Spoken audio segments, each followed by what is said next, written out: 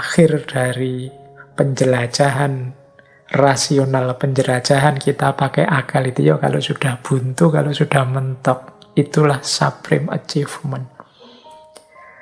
Jadi memunculkan kesadaran bahwa ternyata akalku itu ada batasnya, akalku itu terbatas, tidak tahu segalanya, ada banyak hal yang dia tidak bisa menjangkau.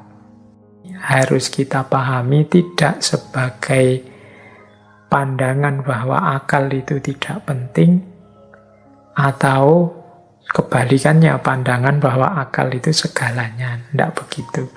Jadi pakailah akal itu, tapi sadarilah bahwa dia juga ada batas-batasnya. Yang batas itu mungkin perlu diuraikan lebih jauh. Kadang-kadang orang itu menganggap ketika dia tidak mampu lagi, ya itulah batas. Jadi batas itu ketidakmampuan subjektif. Tapi ada banyak teori lain yang punya teori yang berbeda-beda tentang apa saja yang membatasi akal kita. Baik, semoga malam hari ini ada sedikit kejelasan tentang seperti apa sih batasnya nalar, batas kemampuan akal kita itu.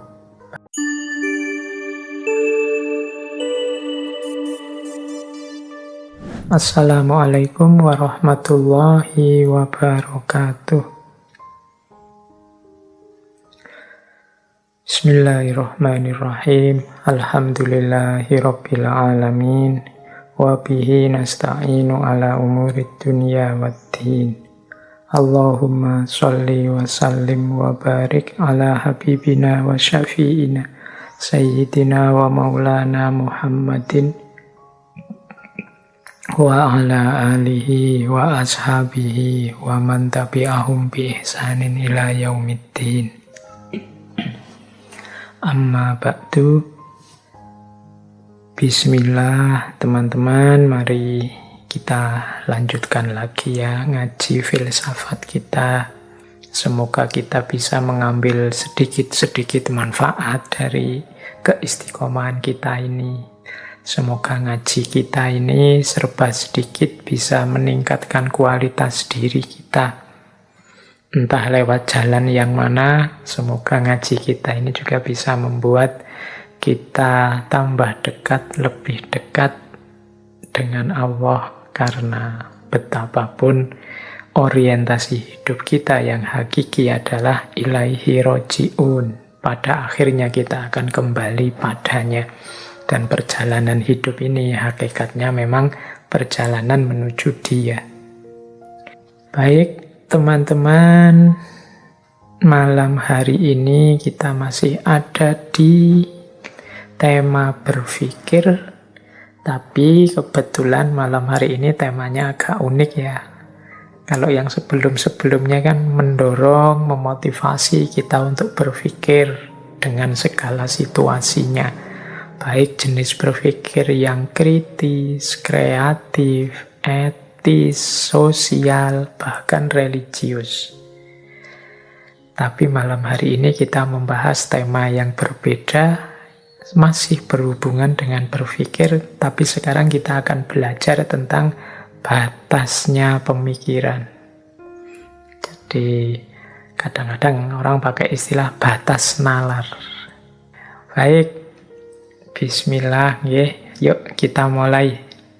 Disiapkan ubur rampenya, apalagi yang harus disiapkan untuk kajian yang biasanya teman-teman lakukan. Boleh sambil tiduran, sambil kelesetan, dan tidak harus kemudian malam hari ini tuntas, paham semua, ya enggak. Ya kalau bisa sampai tuntas nanti 2 jaman, alhamdulillah.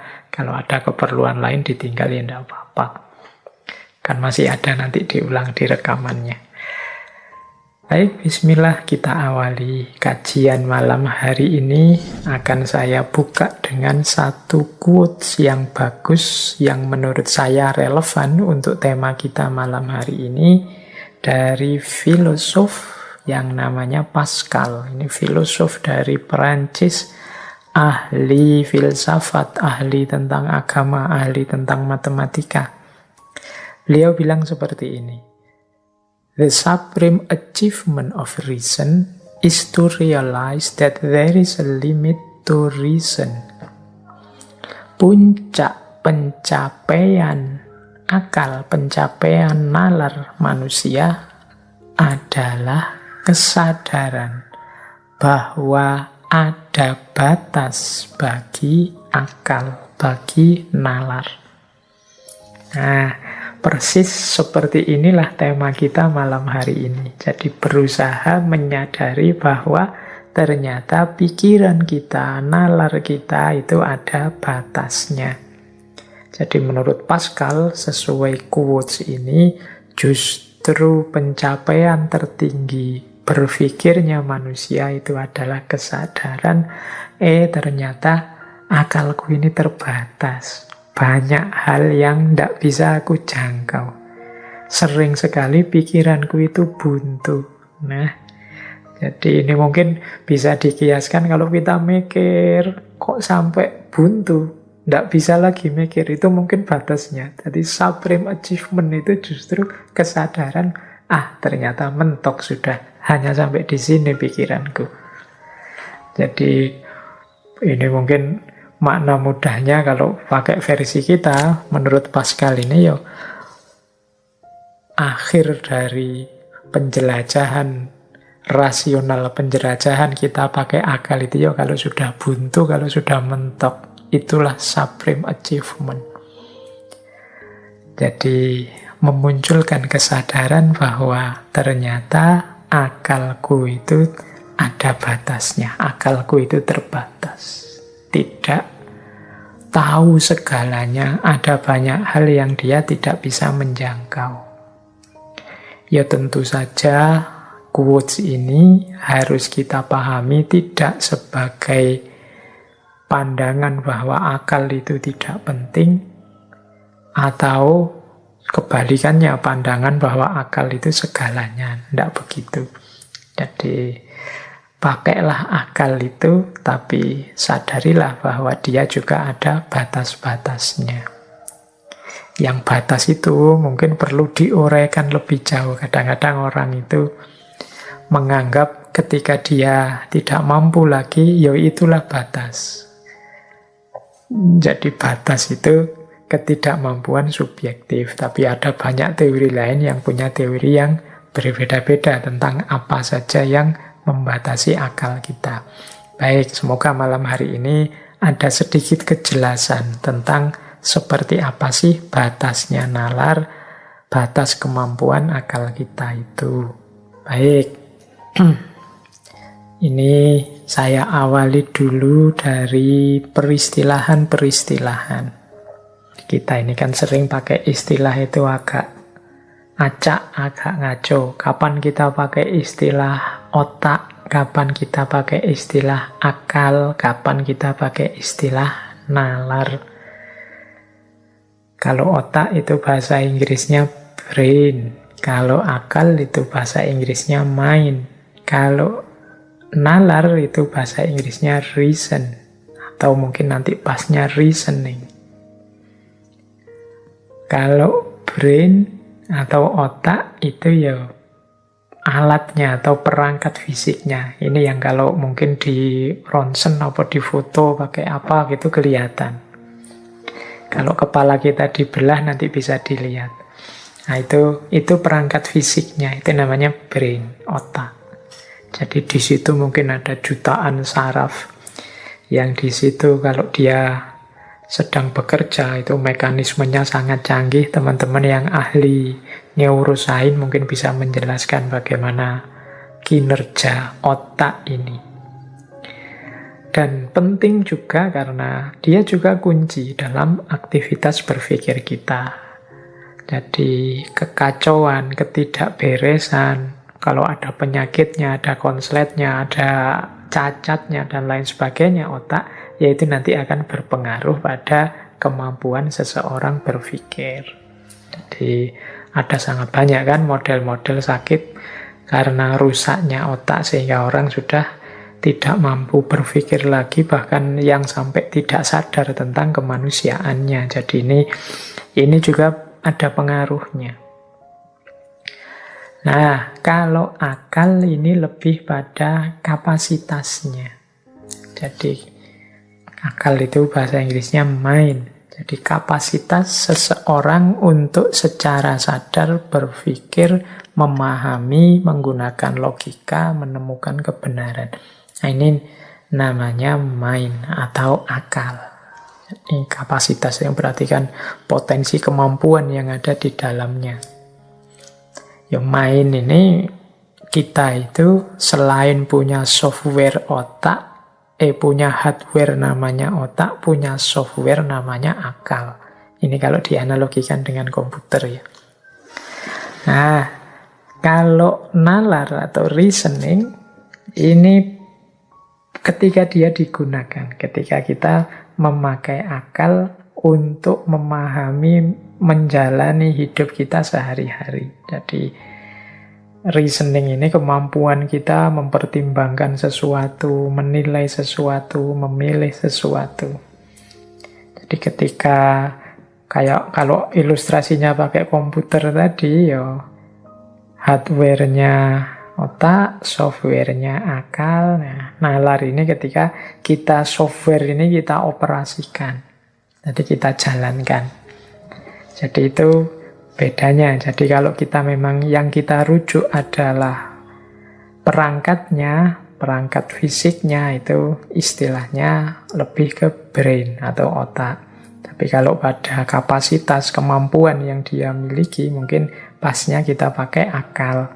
Sementara proses penggunaannya, kemudian bagaimana cara dia memakai dengan mempertimbangkan, menilai, milih, dan lain sebagainya, itu mungkin pasnya kita pakai nalar.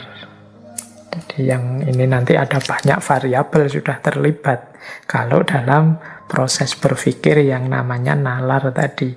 Tapi otak menentukan, akal atau mainnya juga menentukan. Ya kalau akal atau main itu kan kadang-kadang ada orang yang kapasitas berpikirnya dalam tanda petik ya rendah, ada yang canggih sekali, cepat sekali, ada mungkin softwarenya sudah versi berapa gitu. Sehingga ketika dipakai untuk menalar jadi luar biasa. Meskipun mungkin brainnya itu kalau dilihat dari luar ya sama-sama sehatnya. Jadi ini peristilahan untuk mengklarifikasi saja.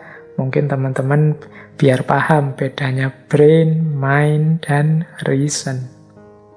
Baik, sekarang kita awali pembahasan kita tentang batas nalar dari buku yang terjemahannya memang judulnya Batas Nalar.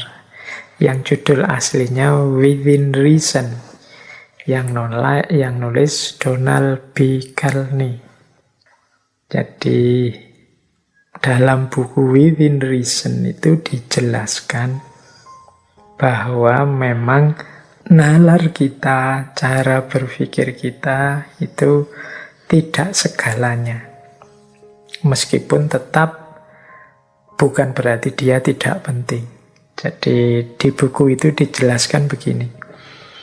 Terhadap akal dan nalar kita harus punya kesadaran ganda. Yang pertama adalah kesadaran tentang pentingnya akal, pentingnya nalar, dan yang kedua adalah kesadaran bahwa nalar itu punya batasnya sendiri.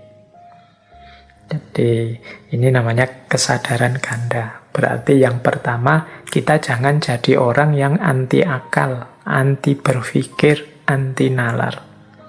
Justru di antara hakikat kemanusiaan kita itu kan adanya di akal dan kemampuan berpikir. Maka kelompok-kelompok kalau ada loh ya, yang anti dengan nalar, anti dengan akal, ini dalam buku itu disebut ya kelompok yang keliru dalam memahami peran dan fungsinya nalar. Bahkan orang yang tidak mau pakai nalar pun sebenarnya mungkin dia punya argumen-argumen rasional tertentu terhadap pendiriannya. Jadi yang pertama itu, meskipun begitu, kita harus sadar batas kemampuan kita dalam berpikir dan sejauh mana akal atau nalar kita itu bisa berperan. Mari kita lihat ya, mungkin uraian satu kalimat dari buku itu yang saya potong ini mungkin menarik. Kata Donald B. Carney, nalar itu adalah produk biologis, sekedar sarana yang menurut kodratnya terbatas. Nalar meningkatkan mutu cara kita melakukan sesuatu, tetapi nalar tidak mengubah aspek bagaimana kita melakukannya. Nalar telah melahirkan pengetahuan yang membuat kita keliling dunia kurang dari 2 hari. Namun maksud dan alasan perjalanan keliling dunia itu mungkin sama dengan leluhur kita dulu. Mungkin karena perang, karena berniaga, penaklukan, penyebaran agama, dan lain-lain. Jadi, di bagian ini dia menjelaskan bahwa nalar itu hakikatnya hanya alat, hanya sarana yang punya keterbatasannya sendiri. Dia canggih luar biasa dalam hal bagaimana kita mengelola hidup, menyikapi hidup, namun pada aspek bagaimana kita mengorientasikan hidup, tujuan hidup, maksudnya, dan lain sebagainya, ini akal biasanya posisinya kalah oleh unsur-unsur jiwa yang lain. Mungkin hasrat kita, mungkin naluri kita, mungkin selera kita, dan lain sebagainya. Jadi, nalar itu menyumbang dalam hal bagaimana. Nah, mudahnya begitu. Tetapi dia tidak bisa masuk ke ranah yang lebih penting, yaitu ranah mengapa. Nalar itu bikin pesawat, caranya bagaimana bisa dia. Bagaimana cara menghancurkan, bikin senjata nuklir, cara mengolah nuklir seperti apa dia bisa. Tapi kemudian pesawat ini dipakai untuk apa? Nuklir itu digunakan untuk apa? Itu biasanya yang lebih berperan bukan nalar, tapi mungkin naluri, mungkin nurani, dan lain sebagainya. Mungkin kepentingan-kepentingan egois, dan lain sebagainya. Jadi, nalar adalah alat yang sangat canggih untuk menerjemahkan keinginan, keputusan, kemauan kita. Tapi isi dari keinginan, keputusan, kemauan kita itu banyak didorong oleh naluri kita untuk mempertahankan diri, kebutuhan-kebutuhan emosi, atau sikap-sikap budaya tertentu. Jadi di buku itu kita diminta untuk sadar posisi utamanya seperti itu. Jadi kedudukan nalar itu dia lebih pada alat atau sarana. Tergantung kita memakainya untuk apa. Nah, untuk apanya ini biasanya yang lebih kuasa itu bagian jiwa kita yang lain. Nah, ini mungkin menarik ya kalau kita sambungkan dengan pandangannya Imam Ghazali. Kalau teman-teman membaca Kimia Usa'adah kan juga penjelasannya seperti itu. Jadi menurut Imam Ghazali, akal itu dia bukan raja dalam diri kita. Dia hanya panglima. Rajanya itu kolbu. Jadi yang nyetir, mengorientasikan, mengarahkan, mewarnai hidup kita itu kolbu ini. Yang kolbu itu punya pasukan yang sangat luar biasa, namanya akal. Selain ada pasukan-pasukan yang lain, nanti teman-teman silahkan diulang waktu kita membahas tentang kebahagiaan menurut Imam Ghazali. Jadi akal ini panglimanya. Panglima itu kan pasukan yang paling kuat. Dia yang mengarahkan semua pasukan yang lain. Jadi akal adalah panglima. Panglima itu berarti dia hanya bawahan saja, suruhan saja.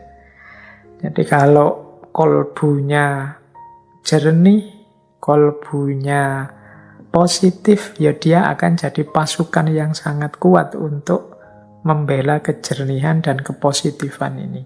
Sementara kalau kolbunya suram, kolbunya gelap, ya dia akan jadi pasukan kegelapan, pasukan kesuraman. Nah, itulah posisinya akal. Jadi dia terbatasi oleh orientasi, emosi, ambisi manusianya. Dia adalah senjata yang sangat hebat. Tapi yang namanya senjata itu kan tergantung yang memegang siapa. Maka teman-teman jangan heran, kadang-kadang peristiwa-peristiwa sejarah, tragedi-tragedi kemanusiaan itu, kadang-kadang di situ ada orang-orang pinternya yang terlibat. Seperti kalau di buku Batas Nalar tadi di awal dijelaskan bagaimana misalnya peristiwa Nazi, dengan Holocaustnya, pembantaian besar-besarannya. Itu di situ juga ternyata banyak filosof-filosof Jerman yang mungkin teman-teman kagum dengan pikiran-pikirannya, ternyata juga dia orientasi hidupnya mendukung gerakan Nazi tersebut. Itu kan kita loh, harusnya kalau pakai akal sehat kan tidak suka kekerasan, tidak memilih tidak memilih sesuatu yang merusak kemanusiaan dan lain sebagainya. Kalau pakai akal sehat, tapi akal sehat itu dia hanya pasukan. Tergantung manusianya yang mengarahkan. Jadi kadang-kadang kalau dia orang jahat, ya maka akal ini dipakai untuk memuluskan kejahatannya. Mungkin dia bikin trik-trik, strategi-strategi biar tidak ketahuan, jadi kejahatan yang sempurna. Atau dia melakukan rekayasa-rekayasa sehingga yang semula buruk dia carikan argumen biar jadi benar. Nah, jadi maka ternyata kuncinya diri itu tidak pada akal. Meskipun dia sangat penting. Orang tidak boleh tidak pakai akal. Ya kalau itu kayak seperti analoginya Imam Ghazali tadi, berarti orang yang tidak pakai akal itu ya kayak kerajaan ada rajanya, tapi dia tidak punya panglima perang. Dia tidak tangguh, tidak kuat, mudah kalah. Demikian juga orang yang anti nalar, anti akal, tidak mau menggunakan akalnya untuk hidup. Yo akhirnya kita kalah, wong ndak punya panglima. Jadi yang lain mengembangkan sains dan teknologi, menguasai peradaban, kita agak malu-malu, ragu-ragu mendaya gunakan akal kita. Yo akhirnya kita kalah, akhirnya kita didominasi. Mungkin juga dijajah secara tidak sadar oleh mereka yang lebih duluan mengembangkan peradabannya dengan akal budi, meskipun akal itu hanya panglima. Jadi orientasi ganda tadi maksudnya akal itu penting, dia sangat canggih, dia pasukan kekuatan yang sangat luar biasa, tapi dia hanya panglima, bukan rajanya. Yang memutuskan orientasi hidup kemana, arah hidup ini kemana, tidak hanya akal saja.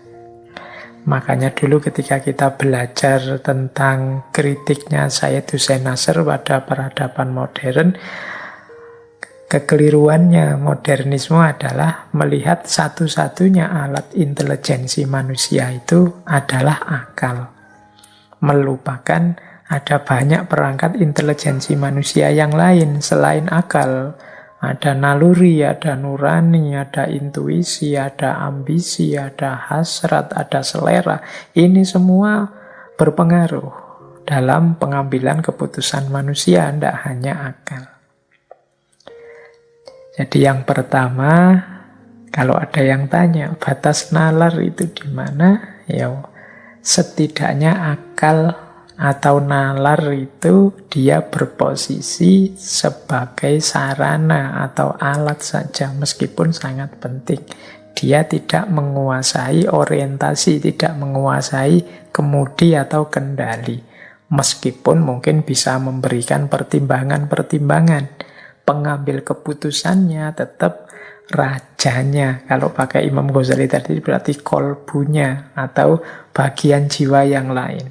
Yang itu mungkin nalurinya, mungkin nuraninya, mungkin intuisinya, dan lain sebagainya. Jadi ini pemahaman pertama kita untuk membawa pada kesadaran bahwa nalar kita itu terbatas.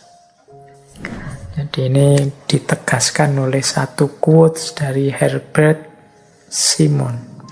Nalar adalah alat belaka. Nalar tidak dapat menentukan tujuan hidup kita. Paling jauh, ia hanya dapat memberitahu kita bagaimana caranya sampai ke sana. Nalar adalah senjata sewaan. Wah, ini istilahnya agak sinis ini ya. Senjata sewaan yang bisa kita gunakan untuk mencapai tujuan apa saja, baik atau buruk. Ya berarti kalau pakai logika dua standar tadi, nalar itu jangan didewakan, tapi juga jangan dianggap segalanya. Dia sangat penting sih. Hampir semua sisi hidup kita membutuhkan pertimbangan-pertimbangan jernih dari akal sehat, dari nalar. Tapi betapapun dia hanya alat kita.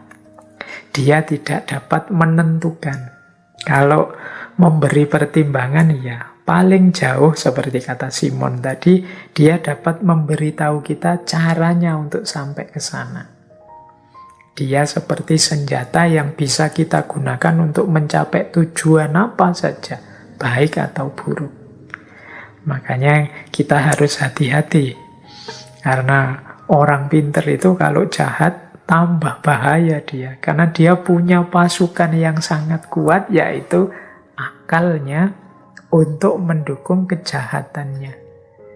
Inilah mengapa kalau dalam dunia tasawuf itu pertama-tama kita didorong, diminta dengan sangat untuk menjernihkan hati atau kolbu. Biar corak hidup kita itu corak yang positif, yang terang, yang jernih. Sehingga alat-alat yang dititipkan oleh Allah pada kita seperti akal tadi, dia menjadi senjata kuat untuk membela yang positif, yang jernih, yang benar. Tapi kalau batin kita gelap, suram, ya pasti nanti senjata yang namanya akal ini akan menjadi alat, menjadi senjata kita untuk melakukan yang jelek, yang buruk, yang suram. Jadi pemahaman pertama ini tentang kemampuan dan keterbatasan nalar. Jadi nalar itu ya kalau diurai lebih luas sebenarnya bisa kita sebut bahwa keterbatasannya yang pertama justru terletak pada perannya yang dia hanya sebagai sarana atau alat. Jadi dia tidak memegang kunci kesimpulan yang menyimpulkan bagian jiwa yang lain, khususnya kolbu.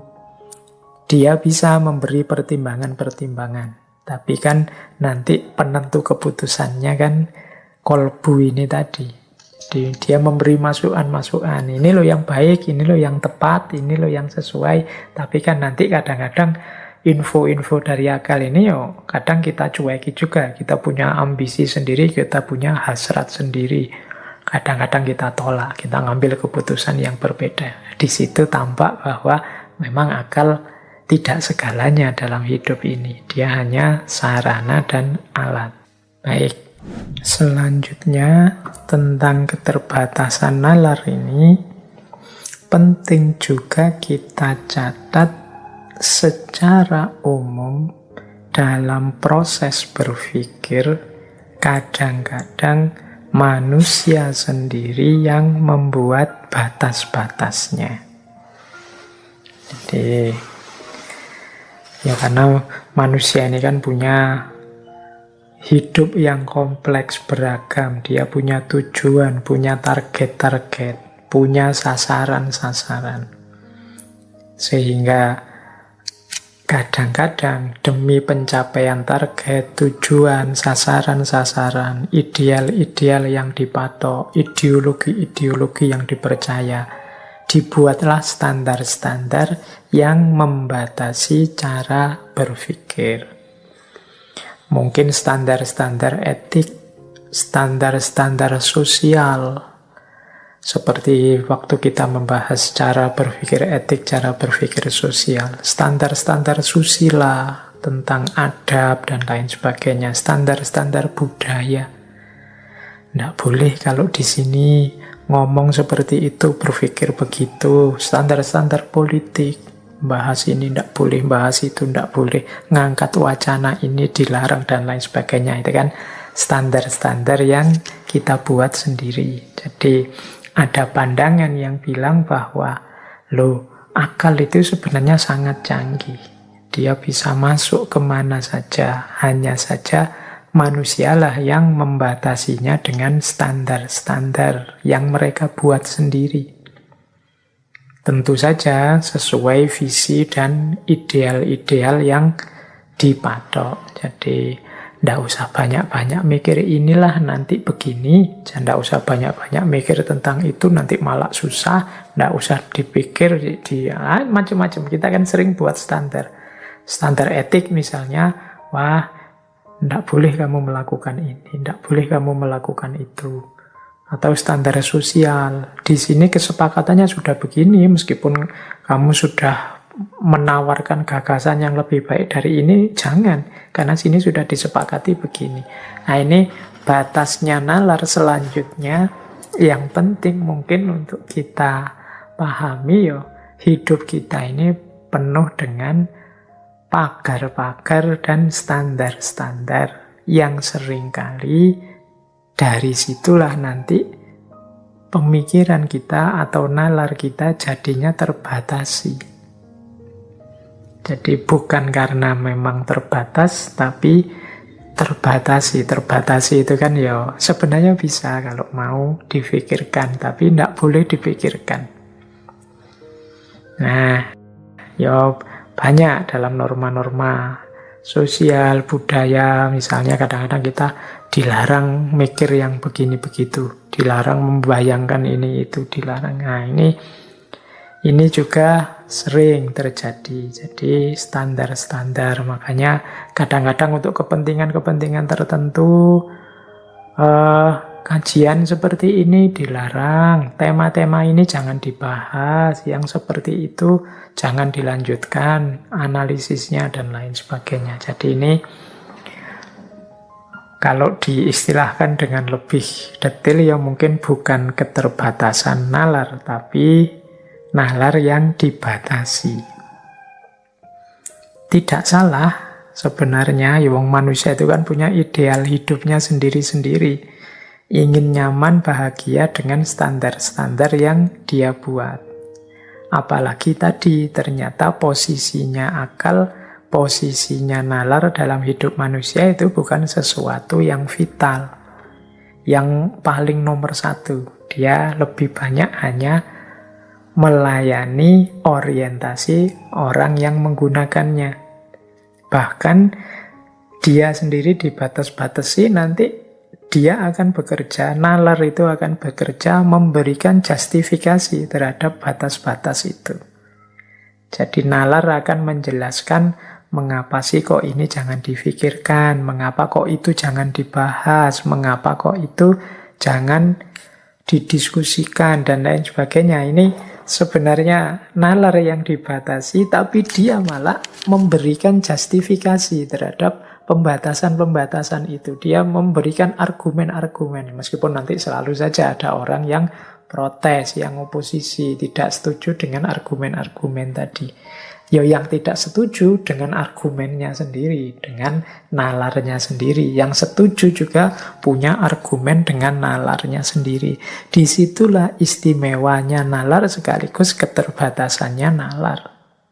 Kan banyak ya teman-teman mendengarkan cerita-cerita bagaimana diskusi ini itu dilarang. Tidak hanya masa kini, masa lalu juga banyak. larangan-larangan, memikirkan ini, memikirkan itu, eksekusi-eksekusi karena ada orang melanggar, tidak boleh berpikir tentang ini kok malah dipikirkan, malah dan lain sebagainya. Nah, ini yang saya maksud, standar-standar yang kita buat sendiri untuk membatasi nalar. Baik itu standar yang sifatnya etik, sosial, susila, budaya, politik, dan lain sebagainya. Ini tidak bisa kemudian disimpulkan, kalau begitu bisa enggak Pak, standar-standar itu kita singkirkan saja semua, biar akal kita ini bebas tanpa batas-batas. Kemungkinan kalau kita akan buang semua standar, akal kita bebaskan sebebas-bebasnya, pada akhirnya ya kita akan membuat standar-standar versi kita sendiri. Jadi ketika kita lari dari satu standar, biasanya pada akhirnya ya kita membuat standar kita sendiri. Karena memang karakternya nalar, karakternya reason atau akal itu dia hanya lebih banyak melayani, tidak memutuskan. Nah, standar-standar ini kan sesuatu yang kita buat untuk mengorientasikan hidup kita sesuai ideal-ideal yang kita inginkan. Dan akal, nalar akan hadir melayaninya. Jadi, maka penting sebenarnya dalam situasi seperti ini adalah kesadaran kita.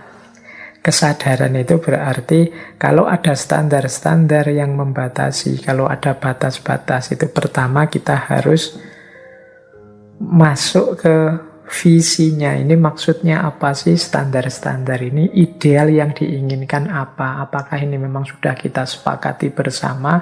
Ataukah ini sesuatu yang ditetapkan secara sewenang-wenang, tidak sesuai dengan keinginanku, dan lain sebagainya. Ini aspek-aspek ini bisa kita diskusikan, tapi biasanya orang itu memang dari standar ke standar. Jadi dari indikator ke indikator. Kalau dulu yang dianggap baik ini dengan standar ini. Kalau sekarang yang dianggap baik ini karena mengkritik yang dulu, maka sekarang ada standar baru. Karena manusia akan sulit kalau hidup tanpa standar. Apa-apa mau dipikirkan sendiri detail dari awal itu tidak mungkin. Hidup ini kan logikanya continuity and change. Kita melanjutkan yang lama sambil melahirkan yang baru, mungkin dengan sedikit-sedikit revisi, pengembangan dari yang lama.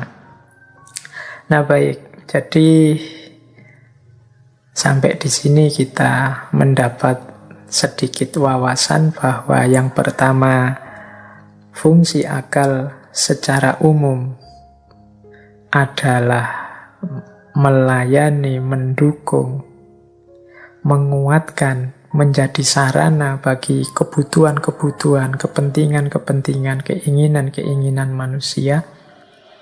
Kemudian yang kedua, dia banyak dibatasi oleh standar-standar orang yang menggunakan akal itu sendiri. Jadi ini dua kondisi eksistensial dari akal kita. Jadi tidak mungkin orang yang hidup sadar dengan visi, dengan misi hidup yang jelas itu tidak membuat standar-standar untuk mewujudkan visi misinya. Dan hidup yang serius itu kan memang hidup yang punya visi jelas, punya misi jelas, ada arah, ada cita-cita, ada tujuan. Yang sebagai konsekuensinya kemudian dibuatlah pagar-pagar, dibuatlah strategi-strategi, termasuk standar-standar yang kadang-kadang memang menghalangi cara berpikir kita, menghalangi nalar kita. Baik, yang kedua itu. Yang ketiga sekarang kita membahas batas nalar selanjutnya. Yang ketiga batas nalar itu ada pada perkembangan kognitif manusia itu sendiri. Ini sebenarnya bisa secara biologi maupun secara psikologi. Kalau secara biologi ya mungkin yang ahli neurosains bisa menjelaskan ini. Jadi yang ahli neurosains itu kan bisa menjelaskan ada hormon ini, hormon itu, dan lain sebagainya dalam diri manusia, termasuk bagian akal yang mana, cirinya apa, bagian otak yang mana, karakternya apa, mendukung, berpikir apa, dan lain sebagainya. Ahli-ahli neuroscience bisa menjelaskan. Kalau saya menjelaskan nanti dianggap masuk ke wilayah yang bukan wilayahnya. Jadi nalar juga terbatasi dari aspek otak tadi secara biologis. Ada efeknya juga dalam kemampuan berpikir. Nah, ini yang saya bawa yang aspek psikologis. Karena dulu pernah kita sebentar membahas ini ketika membahas tentang kepribadian. Jadi perkembangan kognitif secara psikologis. Ini juga membatasi cara orang berpikir. Ternyata kemampuan berpikir itu juga berkembang.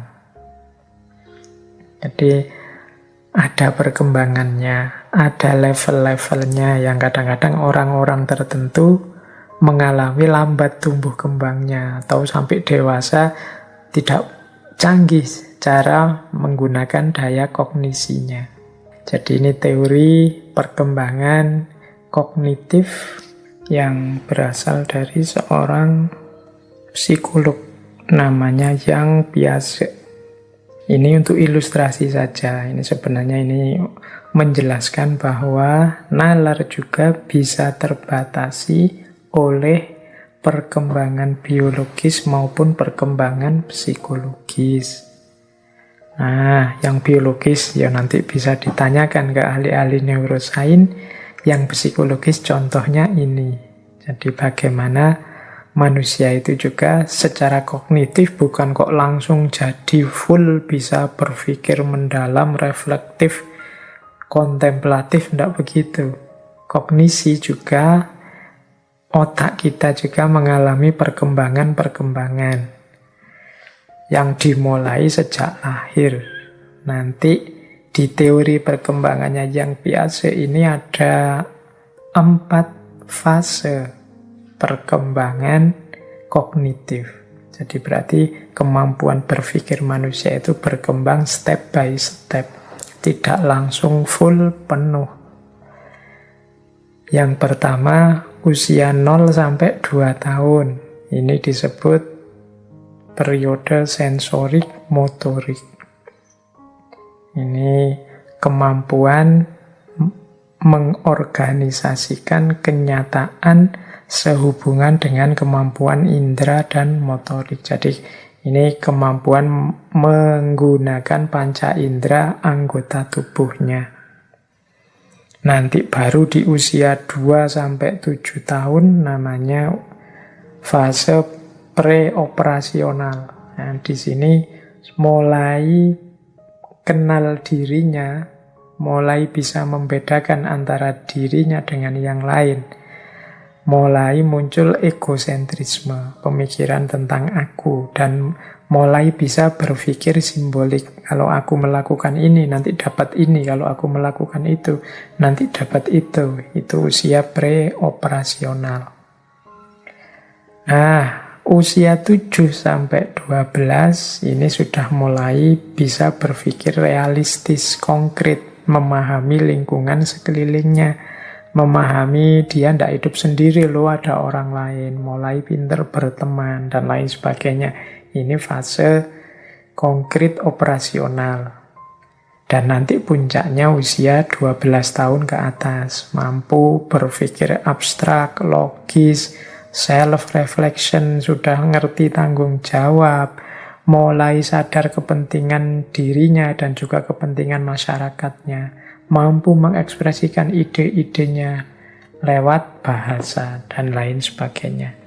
Di atas 12 ini sudah dianggap dewasa, berarti kemampuan kognitifnya sudah penuh, tinggal diasah dan didaya gunakan terus-menerus. Nah, ini salah satu contoh. Ternyata otak kita yang berhubungan dengan pikiran dan nalar itu juga tidak sesuatu yang jadi begitu saja lengkap dan canggih. Ada banyak variabel-variabel biologis dan psikologis yang terlibat. Ini juga mungkin bisa mempengaruhi ciri cacat tertentu pada otak misalnya, atau pengalaman-pengalaman traumatik psikologis tertentu, itu juga berpengaruh dalam pola dan cara kita berpikir. Jadi ini batas yang ketiga tentang batas nalar. Jadi yang tadi, yang awal itu bagaimana nalar itu dia hanya sarana, hanya alat, dia terbatas pada ihwal bagaimana, bukan ihwal mengapa. Kemudian yang kedua, dia terbatas oleh standar-standar, oleh pagar-pagar yang dibuat oleh orang, baik itu yang bersifat etik, sosial, susila, budaya, demi ideal-ideal yang diinginkan oleh manusia. Nah, itu yang membatasi. Dan yang ketiga, kondisi biologis dan psikologisnya. Ini juga berpengaruh. Kalau biologis mungkin ya kerusakan fisik otak itu kan memang berpengaruh. Kalau psikologis ya mudahnya, kalau psikologi kita sedang kacau itu kan juga kita tidak bisa berpikir jernih. Kita sedang sangat bingung, kita sedang sangat tersiksa, kita sedang situasi-situasi yang traumatik misalnya juga menghalangi, membatasi kejernihan berpikir kita. Jadi kadang-kadang marah saja kita tidak jernih berpikir. Kadang-kadang capek luar biasa juga kita tidak jernih berpikir. Ternyata batas itu juga berpengaruh dalam kemampuan berpikir jernihnya seseorang. Baik, kita lanjutkan. Ada lagi batas nalar yang perlu juga kita sadari, yaitu informasi dan pengalaman. Ya, kita itu manusia yang punya mekanisme berpikir canggih dibandingkan makhluk lain yang bukan manusia. Tapi akal kita, otak kita itu juga bergantung pada informasi dan pengalaman yang didapat. Jadi nalar kita itu bekerja sejauh informasi dan pengalaman yang dimiliki. Kalau belum pernah sama sekali mendapat informasi tentang itu, belum pernah ngalami tentang itu, biasanya ya tidak bisa improve sendiri atau secara a priori menemukan kebenaran-kebenarannya sendiri. Jadi makanya tadi di depan saya bilang yuk kita nambah wawasan terus. Semakin banyak, semakin luas wawasan kita, semakin canggih hasil pemikiran kita. Kenapa? Referensi kita semakin luas.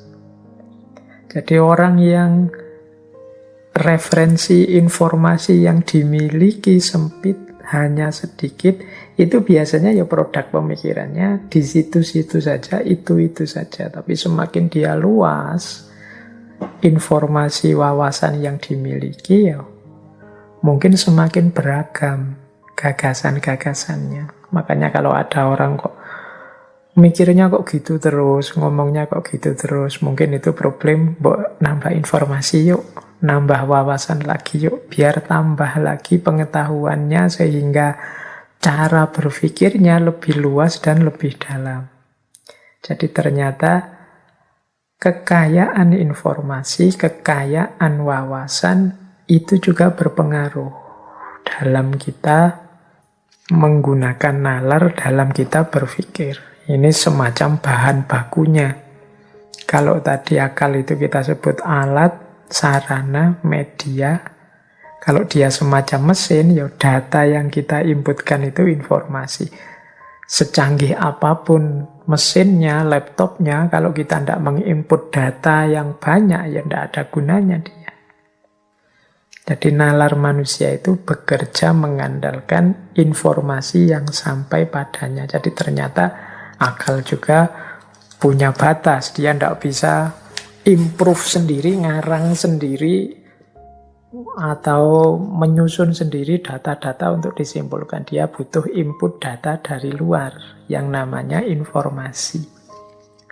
Untuk menjelaskan hal ini, misalnya kita pakai teori batas akal dari seorang antropolog namanya Fraser dalam bukunya The Golden Buff. Ini teman-teman yang dari antropologi pasti tahu teori ini.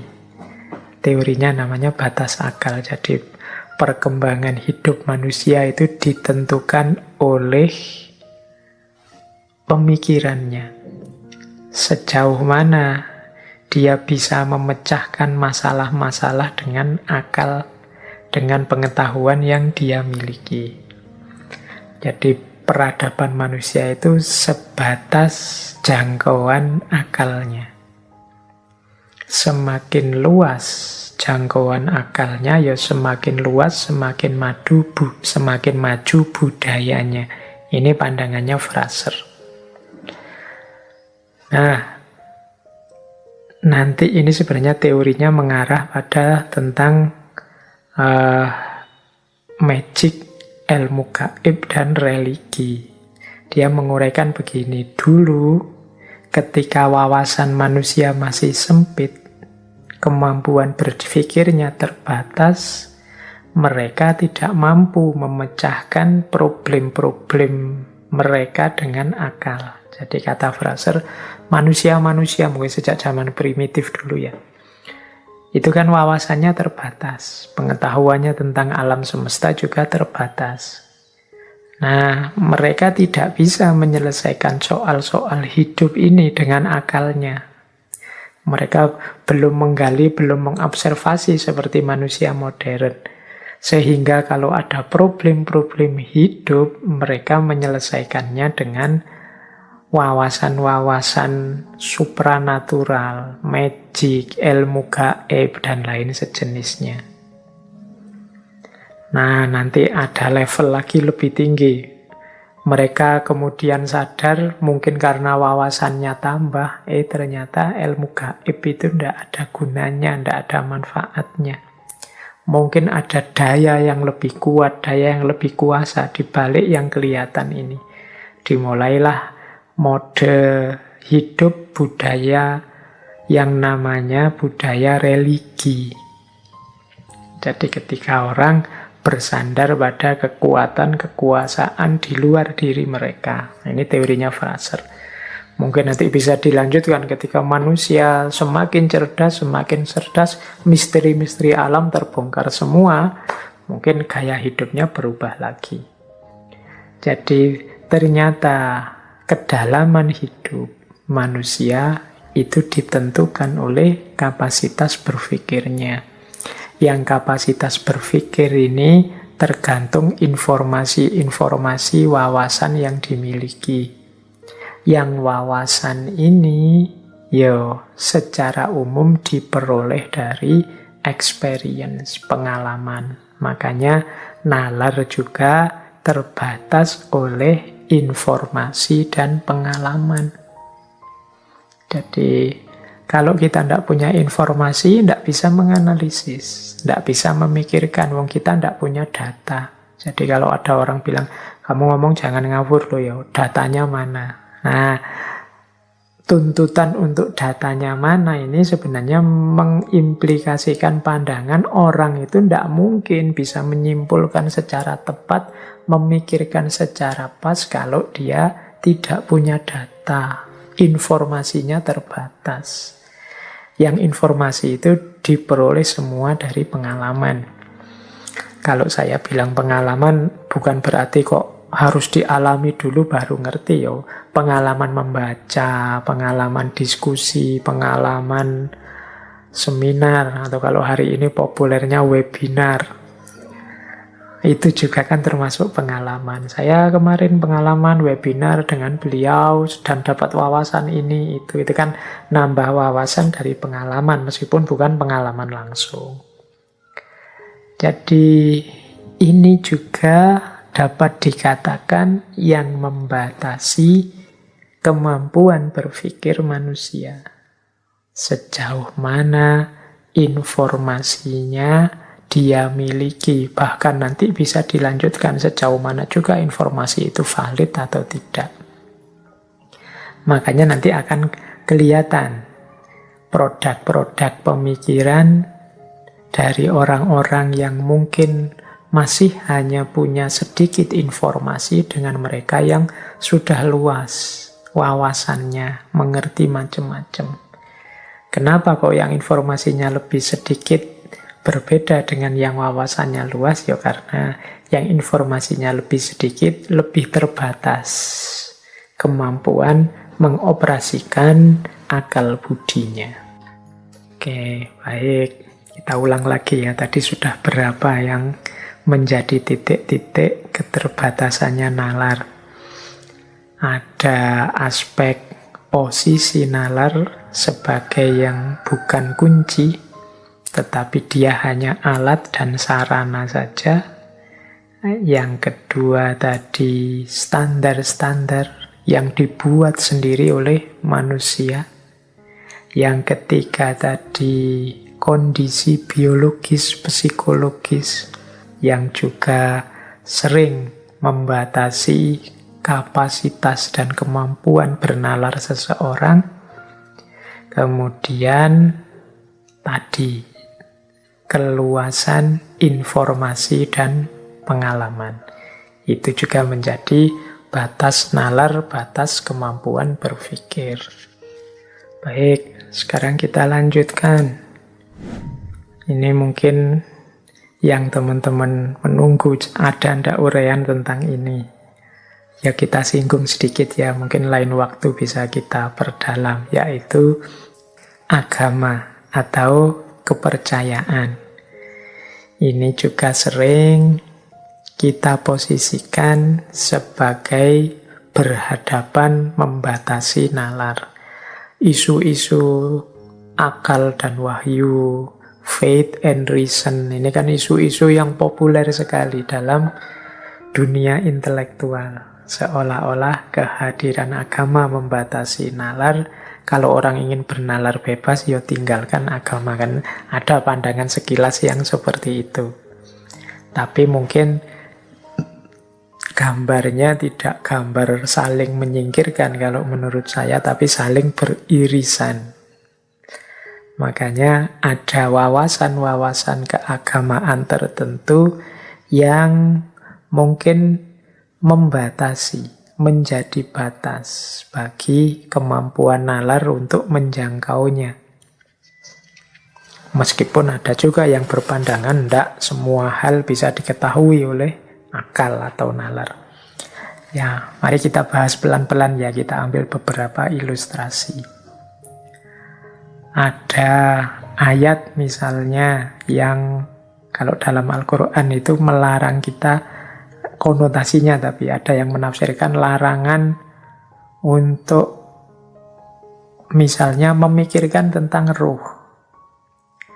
Jadi kenapa? Karena kalau tentang ruh itu kalian hanya, kalau bahasanya Al-Quran itu bisa tahu hanya sedikit, tidak mungkin mendalam. Wa ma utitumul ilma illa qalila.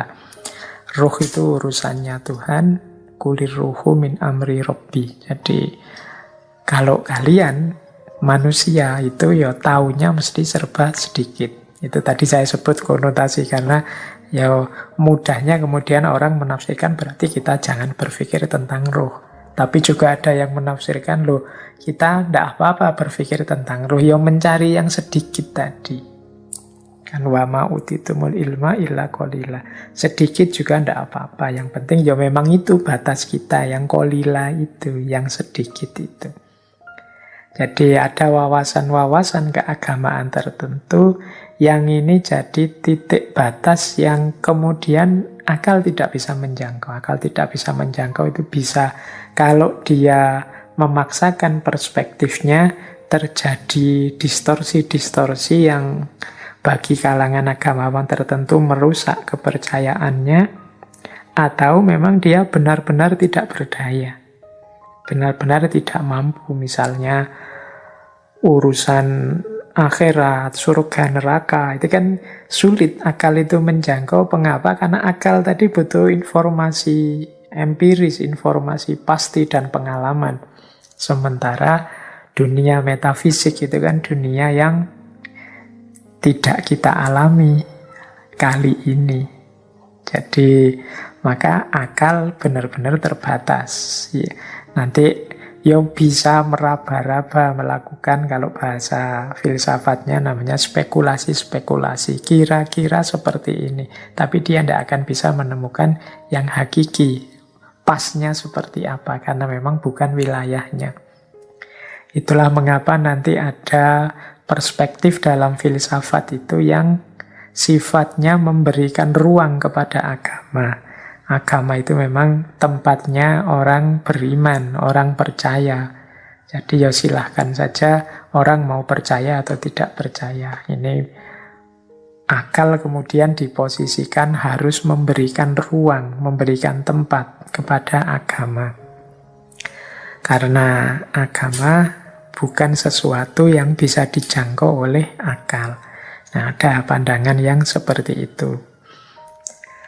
Nah, jadi keberagamaan termasuk bagian yang sering dipandang sebagai batas bagi nalar. Yang sering sekali mungkin teman-teman dengarkan orang bilang, berpikirlah, jangan berpikir tentang zatnya Allah, tapi berpikirlah tentang ciptaannya. Tafakkaru fi khalqillah, berpikirlah tentang ciptaannya, jangan berpikir tentang zatnya. Ini implisit di situ pandangan, kalau engkau berpikir tentang zatnya, engkau tidak akan mampu, mesti mentok. Karena zatnya Allah di luar jangkauan akal. Nah, ini salah satu pandangan yang menyetujui bahwa agama menjadi batas, khususnya aspek metafisikanya menjadi batas yang tidak bisa dijangkau oleh akal. Ini tema yang luas sebenarnya kalau dalam diskusi tentang agama, khususnya kalau dalam Islam itu di ilmu kalam. Ada perdebatan panjang dari beberapa aliran tentang sejauh mana akal ini mampu menjangkau dan di titik mana dia tidak mampu menjangkau. Ada buku-buku ilmu kalam, mungkin teman-teman yang mahasiswa usuluddin atau mahasiswa agama Islam itu pernah membaca buku-buku ilmu kalam ya, tentang perdebatan para mutakallim tentang sejauh mana kuasanya akal ketika berhadapan dengan agama. Ini ada satu pemetaan yang pernah saya lakukan. Saya lupa, kelihatannya juga pernah menyampaikan ini. Mungkin di sesi ketika membahas Imam Abu Hasan al-Asy'ari tentang kebebasan.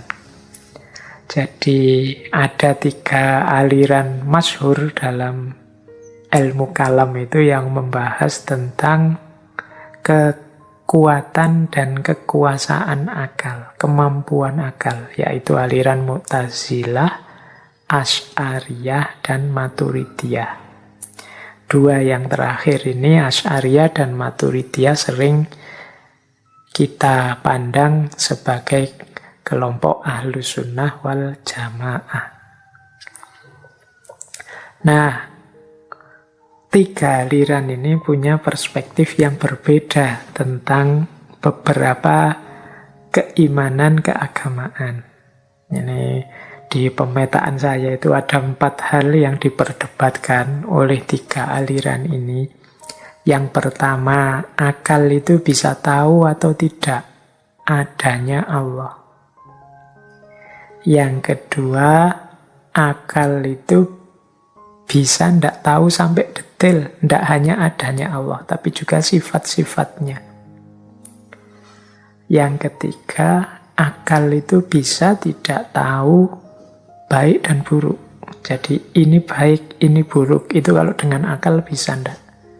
Yang keempat, akal bisa atau tidak memutuskan ini baik dan harus saya jalankan, ini buruk dan harus saya hindari.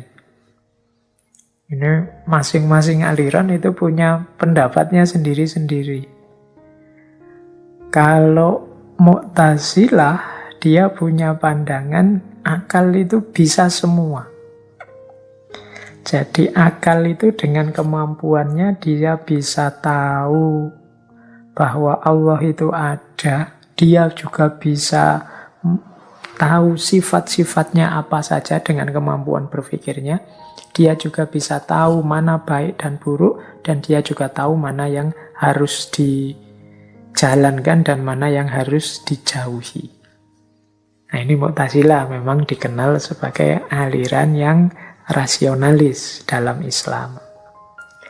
Sementara kalau Asy'ariyah itu kemampuan akal hanya sampai pada tahu adanya Allah saja. Di tiga yang lain, sifat-sifatnya baik buruk, termasuk menjalankan yang baik, menghindari yang buruk, akal itu tidak canggih. Jadi dia harus ikut apa katanya wahyu. Nanti ada juga Maturidiyah. Kalau di Maturidiyah itu akal bisa kok tahu adanya Allah. Akal bisa tahu sifat-sifatnya dan bisa tahu baik buruk. Yang akal tidak mampu itu menentukan mana yang harus saya jalani, mana yang harus saya hindari. Kalau ini yang terakhir butuh info wahyu. Ya masing-masing punya argumennya sendiri-sendiri. Kalau tahu adanya Allah, semua sepakat akal bisa.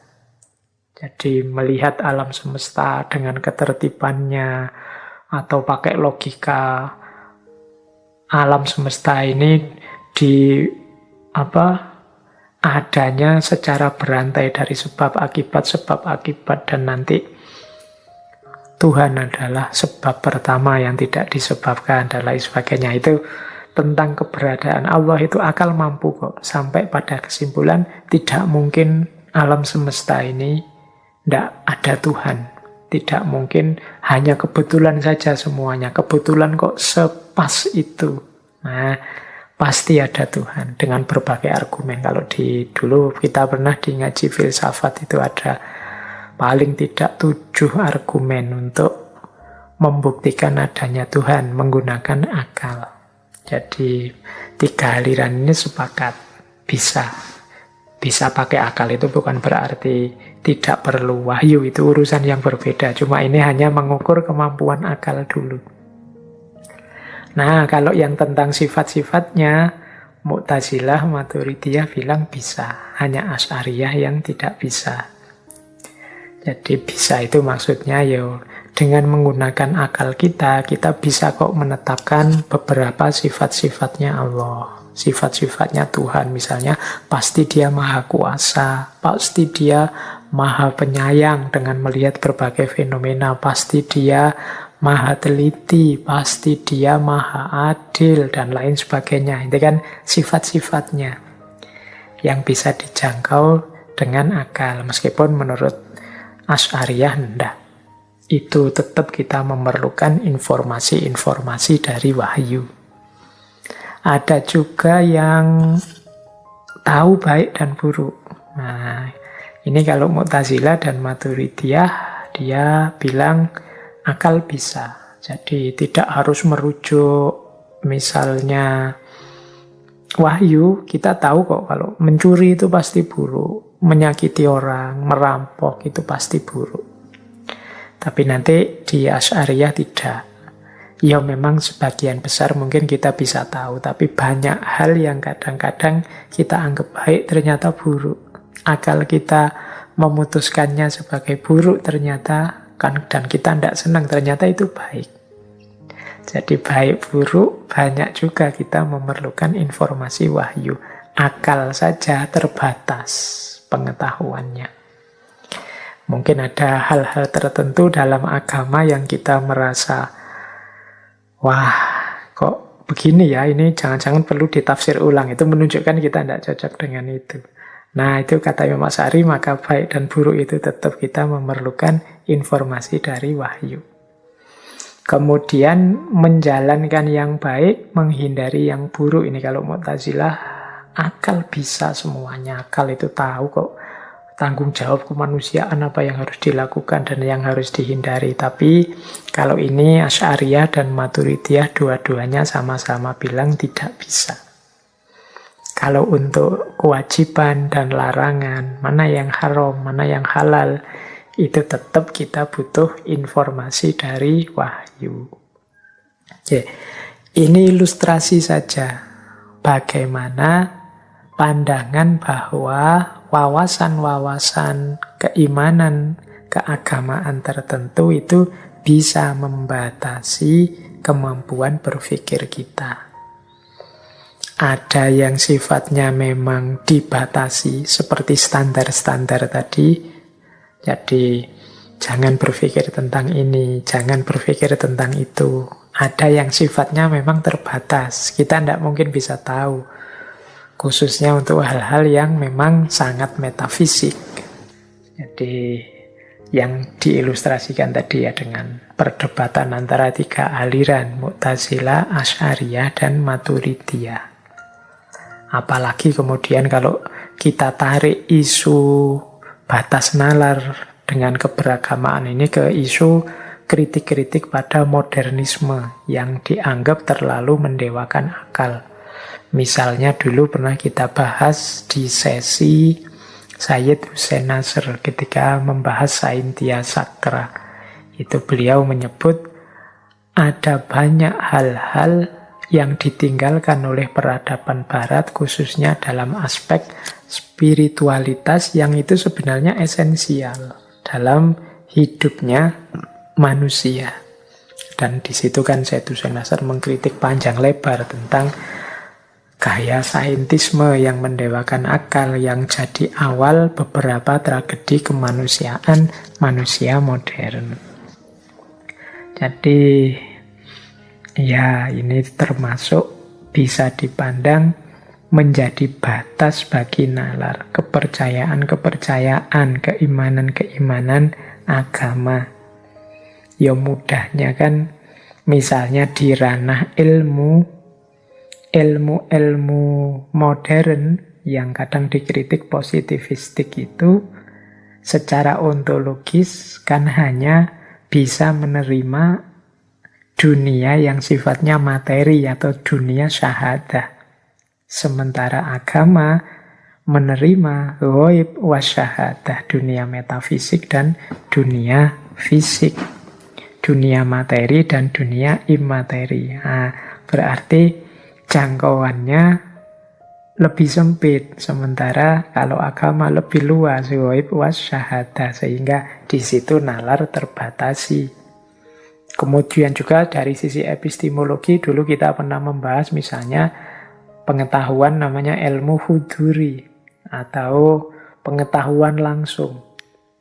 Yang ini tidak membutuhkan prasyarat material, prasyarat empiris. Pokoknya dalam pikiran kita pengetahuan itu hadir, pengetahuan langsung.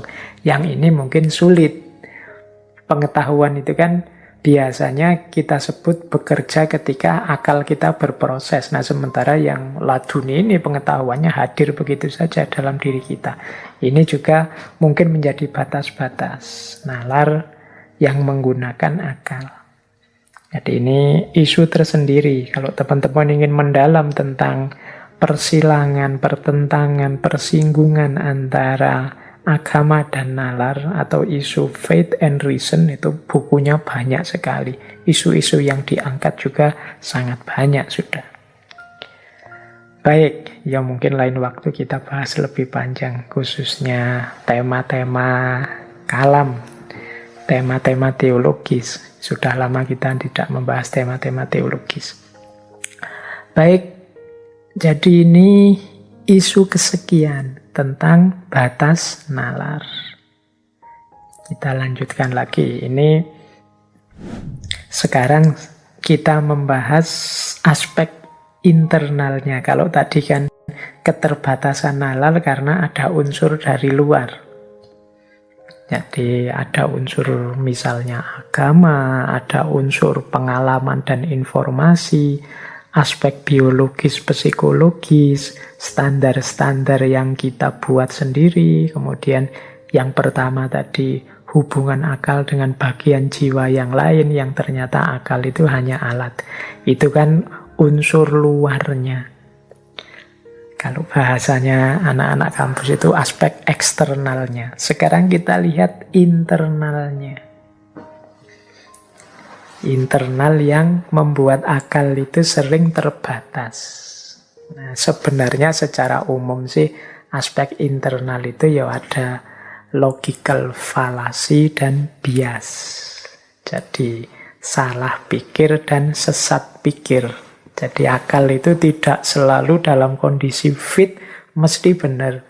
Ternyata juga dia terbatasi oleh kondisinya sendiri yang kadang-kadang sesat pikir dan salah pikir. Baik, sekarang kita bahas pelan-pelan dua kondisi ini. Nanti mungkin beberapa hanya saya baca saja, teman-teman mencari ya, wong ini cuma tentang sesat pikir, salah pikir. Di sesi-sesi kajian dulu tentang logika dan lain-lain kelihatannya sudah dibahas. Mungkin saya agak cepat ini karena waktunya juga. Nah, sesat pikir yang pertama yang kelihatan sekali sehingga membatasi kebebasan berpikir kita adalah idola-idola. Ini saya ambil misalnya teori dari Francis Bacon. Ada 4 idola saat kita berpikir. Ini membuat harusnya kesimpulan kita itu luas jadi terbatas. Apa saja 4 idola ini secara umum ya, mungkin hari ini bisa dirumuskan lagi banyak idola-idola yang lain. Nah, yang pertama adalah namanya idola tribus. Idola tribus itu menarik kesimpulan tanpa dasar dan tidak diperiksa serius, pokoknya dianggap sudah benar begitu saja. Alasannya biasanya begitu. Orang lain juga begitu. Itu namanya idola tribus. Kita itu sering berpikir pakai logika biasanya ini. Ini idola tribus ini kadang-kadang melahirkan namanya oversimplifikasi atau mengeneralisir masalah. Jadi akhirnya kita tidak dalam. Sesuatu yang harusnya mungkin punya makna lebih dalam, harus diobservasi lebih serius, harus diteliti lebih jeli, akhirnya tidak tergali. Kesimpulan kita dangkal. Kita pokoknya biasanya begitulah. Nah, ini namanya idola tribus. Ini kadang-kadang disebut ini yang sering menjangkiti manusia biasa atau awam. Yang bahasa Latinnya tribus, tribe. Jadi orang-orang umum itu sudah begitu, Pak. Yang lain begitu ya saya ikut begini. Nah, ini kan secara tidak sadar kita membatasi cara berpikir kita dengan kebiasaan umum yang berlaku di tengah masyarakat. Kemudian ada pula idola spekus. Idola spekus ini menarik kesimpulan seperti manusia yang ada dalam gua. Ini idola spekus ini bahasa Inggris, the idol of the cave. Idola gua. Jadi kita seperti manusia gua. Manusia gua itu manusia yang ngertinya apa yang ada di dalam gua. Jadi memutuskan sesuatu hanya berdasarkan prasangka pribadinya, selera a priorinya. Jadi ini biasanya ketika orang menyukai sesuatu, ketika orang mengidolakan sesuatu, dia berhenti di situ, hanya itu saja yang dia geluti sehingga dia tidak luas. Akhirnya membaca apapun, menyikapi apapun, ya pakai perspektif itu. Nah itu, jadi ini persis seperti kata-kata aslinya, the idol of the cave. Seperti manusia yang hidup di gua. Nggak ngerti mana-mana, yang ngertinya apa yang ada di dalam gua. Jadi begitu melihat apapun, menyikapi apapun, ya menggunakan perspektif gua. Perspektif pengalamannya sepanjang hidup di gua. Jadi ini juga sering jadi idola, membatasi cara berpikir kita juga. Kemudian idola fora, the idol of the marketplace. Menarik kesimpulan karena ikut pendapat umum. Jadi yang lain pendapatnya bagaimana, begitu ya sudah aku ikut, idola fora.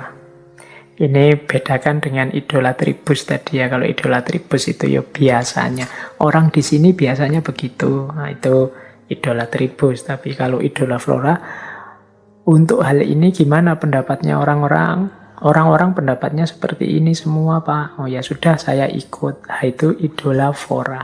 Jadi sesuai pasar. Kalau pasar ke utara ya ikut ke utara. Kalau pasar ke selatan ya ikut ke selatan. Kalau hari ini mungkin pasar itu berubah jadi viral-viral. Yang lain viral begitu ya saya ikut begitu. Yang lain viral begini saya ikut begini. Itu idola fora. Nah, yang keempat, idola teatri atau panggung. Jadi menarik kesimpulan hanya berdasarkan dogma mitos yang dia percaya. Jadi dia tidak mau menggunakan akalnya, pokoknya ada jawaban-jawaban yang sudah tersedia dari mitos-mitos yang berkembang, dari dogma-dogma yang diyakini. Ya sudah, itu saja yang dipakai. Jadi pikiran kita itu sering terjangkit penyakit idola-idola ini. Ini teori yang berasal dari Francis Bacon ini menyarankan kita untuk hati-hati terhadap jebakan idola-idola ini. Jadi 4 idola ini membuat kita sesat pikir. Termasuk batas nalar juga, ya jenis-jenis sesat pikir. Kalau teman-teman mau menggali, boleh nanti saya yang nulis buku judulnya Ihwal, Sesat Pikir dan Cacat Logika. Coba teman-teman dicari di buku itu, isinya sepenuhnya kelemahan-kelemahan kognitif kita. Jadi manusia itu ya memang di antara keunggulannya berpikir. Tapi berpikir itu juga punya banyak sekali kelemahan-kelemahan internal. Jadi itulah yang membuat nalar seseorang terbatasi saat dia ingin menemukan kebenaran. Yo macam-macam. Di situ saya contohkan misalnya sesat pikir itu bagaimana kita suka sekali melakukan overgeneralisasi. Jadi hanya melihat 1-2 disimpulkan semuanya juga begitu. Atau mungkin cara berpikir retrospektif determinism. Retrospektif determinism itu ya menganggap yang terjadi itu ya memang sudah takdirnya, tidak mungkin diubah, sudah ketentuan sejarahnya memang harus begitu. Nah, itu retrospektif determinism. Jadi mari kita memberantas kemiskinan. Ngapain kita memberantas kemiskinan? Kemiskinan itu takdir kok. Kalau sudah ditakdirkan, ya bagaimana kita harus berjuang melawan takdir? Takdir itu kan dari Yang Maha Kuasa. Masa kita harus melawan Yang Maha Kuasa? Ini cara berpikir seperti ini namanya retrospektif determinism. Kalau didengarkan sekilas itu rasanya benar. Tapi ya kalau direnungi secara lebih reflektif, kontemplatif, nanti kelihatan titik-titik lemahnya. Atau post hoc ergo propter hoc. Ini karena datang setelah itu berarti disebabkan oleh itu. Ayo memang hidup ini memang banyak sebab akibat, tapi tidak semuanya sebab akibat.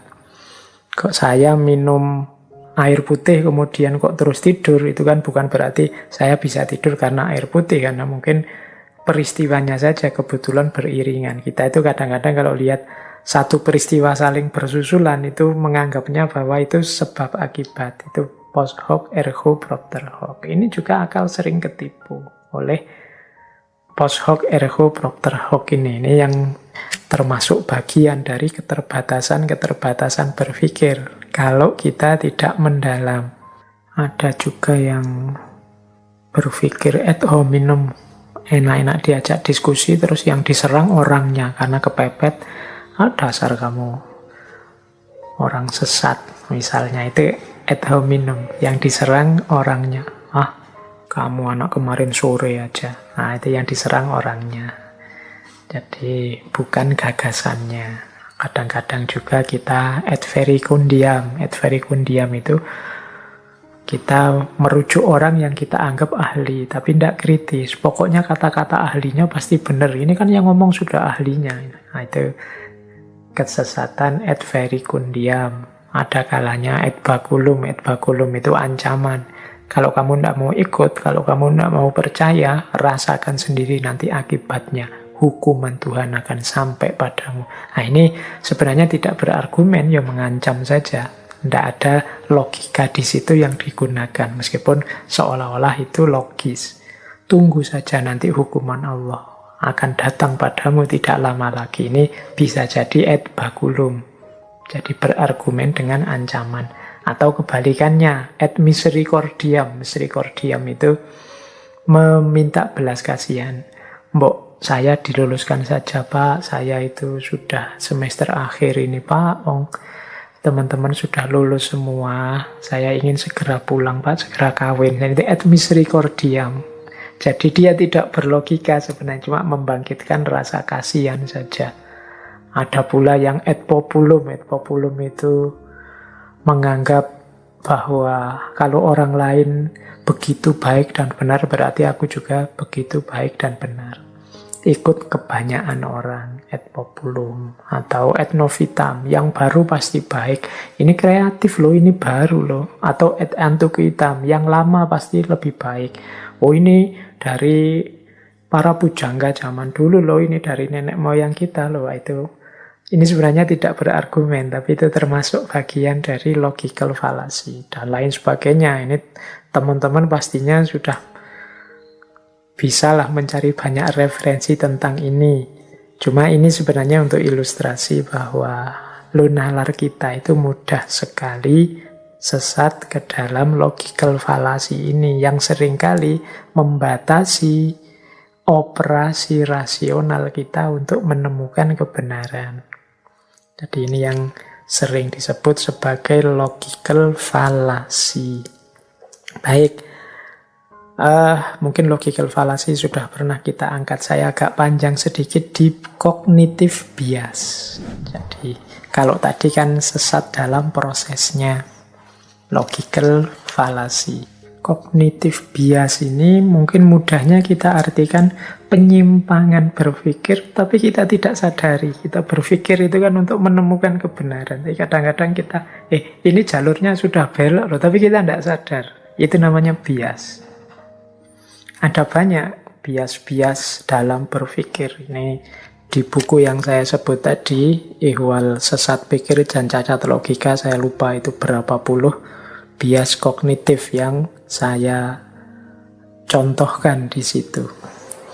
Nah, kognitif bias ini secara umum akal itu terbatas karena dia menyimpang dari proses yang seharusnya oleh beberapa kecenderungan. Yang pertama adalah kecenderungan informasi yang terbatas yang kita tidak sadar. Mengapa? Ini ada hubungannya dengan psikologi. Jadi kita tidak sadar ternyata nalar kita itu sudah melenceng. Mengapa informasi bisa terbatas? Karena kita itu sering hanya memperhatikan hal-hal yang kita sukai saja. Ya sama kan seperti kalau teman-teman buka HP kemudian melakukan stalking, googling, dan macam-macam itu. Kan kita milih yang kita sukai saja. Atau mungkin paling tidak yang banyak diulang saja. Ini yang menyebabkan secara tidak sadar akhirnya informasi yang sampai pada kita itu ya yang itu-itu saja. Jadi tidak luas. Seolah-olah kita itu lama sekali pegang HP, tapi sebenarnya ya yang kita dapat dan kita peroleh ya hanya itu-itu saja. Kita cari yang kita minati. Kita cari yang aneh, lucu, menarik menurut kita. Kita cari yang baru dan menantang menurut kita. Jadi ini yang membuat informasi yang kita miliki terbatas. Jadi ini penting kita sadari ternyata kita itu seolah-olah banjir informasi, tapi mungkin ya tidak. Karena yang kita buka ya itu-itu, yang kita gali secara serius ya itu-itu. Mungkin karena saya sukanya filsafat, ya yang dibuka situs-situs ya seputar filsafat dan sekitarnya. Sementara yang sukanya pendidikan mungkin lebih tertarik dengan isu-isu pendidikan. Ya itu saja. Itu namanya termasuk cognitive bias. Membuat pikiran kita secara tidak sadar melenceng, padahal kita tahunya kita itu wawasannya luas, luar biasa. Karena yang kita perhatikan hanya yang kita minati saja, yang kita anggap unik, kita anggap menarik, dan lain sebagainya. Kemudian kita juga biasanya lebih memperhatikan hal-hal yang sesuai dengan pandangan kita atau kebalikannya, yang anti dengan pandangan kita. Sehingga biasanya misalnya ya coba teman-teman cermati ya tabiat kita ketika buka YouTube atau apa itu kan. Yang kita minati itu terus ditawarkan lagi terus oleh Google, oleh YouTube. Itu yang disebut bubble filter itu. Jadi kita hanya tahu yang benar sesuai kepercayaan kita saja, atau orang-orang yang berbeda dalam tanda petik kita posisikan sebagai musuh kita, lawan kita. Jadi ya itu saja wawasan kita. Baik, ini sumber kesesatan dalam tanda pikir ya, sehingga membatasi nalar kita. Ya akhirnya informasi yang masuk ya itu saja. Cara berpikir kita pun ya begitu-begitu saja. Tidak ada yang berubah sejak dulu ya begitu. Jarang orang kemudian melakukan konversi luar biasa mungkin gara-gara membaca-baca informasi. Wong ya informasi yang dibaca ini itu saja. Nah itu bagian dari cognitive bias. Bagian dari cognitive bias juga sering kita lakukan adalah lack of meaning. Kurangnya makna. Ini kita lakukan biasanya seperti ini pola-polanya lack of meaning itu. Yang pertama, biasanya kita membuat cerita sendiri. Meskipun dengan data yang terbatas. Jadi ya manusia itu kan memang punya keterbatasan. Malam ini kita tahu banyak tentang batasnya nalar, termasuk informasi. Nah kadang-kadang kita itu sebenarnya informasinya hanya sedikit. Tapi kita reka sendiri, kita kembangkan sendiri, kita bikin pola-pola sendiri dengan informasi yang terbatas itu. Itu sebenarnya cognitive bias bagian lack of meaning. Lihat teman jalan, satu laki-laki, satu perempuan misalnya, ya cuma jalan saja berdua, terus kita bikin cerita sendiri. Wah, itu sedang pacaran nih, paling nembaknya waktu kemarin pas ulang tahun, mungkin ini. Ini kan cerita rekaan kita sendiri. Data yang kita punya hanya melihat dia sedang jalan berdua, teman laki-laki dan teman perempuan. Tapi kita rangkai sendiri cerita versi kita. Itu seolah-olah kita itu benar, tapi sebenarnya kita sedang melakukan bias, mengalami bias dalam berpikir. Ini juga membatasi proses berpikir jernih kita. Karena ceritanya ternyata rangkaian kita sendiri. Atau yang kedua, mengasumsikan sifat-sifat dengan melakukan generalisasi atau stereotype. Ini cara berpikir seperti tadi ya, biasanya begitu kok. Oh, orang kalau dari daerah sana itu gayanya memang begitu. Nah, itu stereotype. Jadi melakukan generalisasi yang tidak bertanggung jawab. Wong ngertinya cuma sedikit kok, kesimpulannya jadi banyak. digeneralisasi. Dari satu orang digeneralisasi untuk semua orang. Selanjutnya, termasuk bagian cognitive bias dalam aspek lack of meaning ini, yang merupakan batas nalar, itu adalah menganggap tahu apa yang dipikirkan orang lain. Kita ini sering sok tahu seperti ini.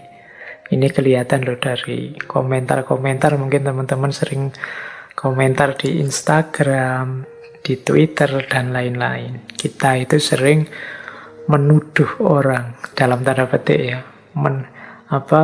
menganggap kita tahu pikiran-pikirannya orang.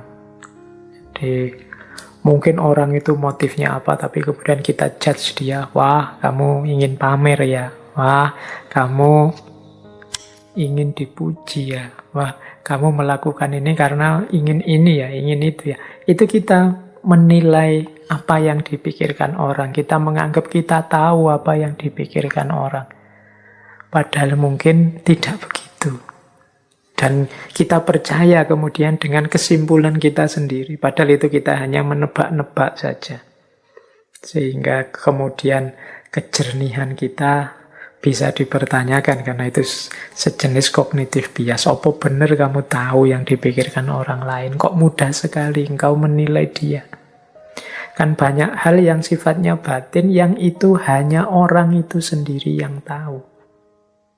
Niat, keikhlasan misalnya, lillahi ta'ala atau tidak, karena benda atau karena Allah, karena nyari keuntungan apa ikhlas lillahi ta'ala, itu kan sebenarnya batin masing-masing orang yang tahu. Kadang-kadang kita itu sok tahu dengan yang seperti itu, seolah-olah dia pasti begitu, isi pikirannya pasti begitu. Nah, ini termasuk jenis cognitive bias dalam aspek lack of meaning. Kemudian sering juga kita lakukan memproyeksikan pemahaman saat ini untuk masa lalu dan masa depan. Sehingga mungkin kita kemudian menyesali masa lalu atau menganggap masa depan itu seperti masa sekarang, sehingga kita berlebihan dalam menyikapinya.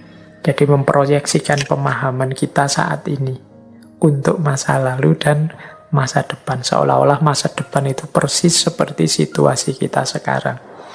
Atau kita sesali berlebihan masa lalu karena kita menggunakan perspektif hari ini. Situasi-situasi sejarah tertentu itu ya membacanya sesuai konteks zaman itu. Zaman penjajahan, situasinya seperti apa, cara hidup, cara berpikirnya seperti apa. Dulu zaman Nabi di Mekah, abad ke-6 Hijriyah, itu situasinya seperti apa, mode hidup, gaya hidup seperti apa. Zaman itu mungkin masih banyak perang-perang, memang gaya hidupnya seperti itu. Nah, itu kalau kita pahami dengan logika hari ini, ya mungkin kita... Orang dulu itu memang belum beradab, orang dulu itu dan macam-macam. Itu pemahaman saat ini kita pakai untuk menilai masa lalu. Bahkan kita jadikan standar untuk merancang masa depan. Ini kadang-kadang berakhir dengan kekecewaan atau ketidakbergunaan. Jadi ini bagian dari cognitive bias, yaitu lack of meaning. Nah, cognitive bias selanjutnya yang sering kemudian membatasi kita menemukan kebenaran, jadi bagian dari aspek internal batas nalar, itu adalah the need to act fast. Jadi, ini bahasa Inggrisnya panjang ya, the need to act fast. Itu kalau pakai bahasa Jawa mungkin kemerungsung. Jadi ingin segera bertindak, ingin segera melakukan sesuatu, ingin segera mengomentari, ingin segera menilai, dan lain sebagainya. Jadi ini kesusu untuk melakukan sesuatu. Itu biasanya juga menghalangi kita jernih dalam mengambil keputusan. Mengapa sih orang itu kok kesusu-susu segera ingin melakukan sesuatu? Ya, secara umum ada beberapa alasan. Kalau di sini saya sebut 5. Yang pertama, biasanya orang yang segera ingin melakukan itu biasanya dia ingin meyakinkan diri dan menumbuhkan rasa percaya diri bahwa aku ini mampu dan aku itu penting. Jadi orang yang belum mantap keyakinan dirinya bahwa aku itu bisa, aku itu penting. Itu biasanya terus kalau melakukan sesuatu segera ingin tahu hasilnya, segera ingin selesai dan khawatir salah. Nah, jadi the need to act fast. Jadi dia ingin meyakinkan dirinya sendiri biar aku percaya diri dan orang lain menganggap aku ini penting. Dan ini biasanya terus orang kesusu, kemerungsung, ingin menunjukkan pembuktian. Yang kedua, ada memang orang tertentu yang melakukan apa-apa itu cepat, ingin segera selesai. Alasannya apa? Untuk menjaga fokus. Pak, kalau saya berlambat-lambat, hilang Pak fokusnya. Mungkin ada teman-teman di sini yang mungkin mencoba untuk hafalan Al-Quran, tahfidz misalnya. Itu kan biasanya terus ingin fokus, khawatir nanti lupa. Itu biasanya coba ngajinya. Karena kalau pelan-pelan nanti pikirannya melayang kemana terus hafalannya putus. Ya memang ada yang seperti itu. Jadi ingin menjaga fokus terus cepat. Ya resikonya memang kalau cepat itu, kalau salah tidak ketahuan, kelewatan. Dan itu act fast itu kadang-kadang ya kita tidak bisa mendeteksi titik-titik kelirunya di mana. Jadi segera ingin menyelesaikan. Sehingga terus cara berpikirnya tidak jernih. Mungkin teman-teman dalam banyak hal juga sering begitu.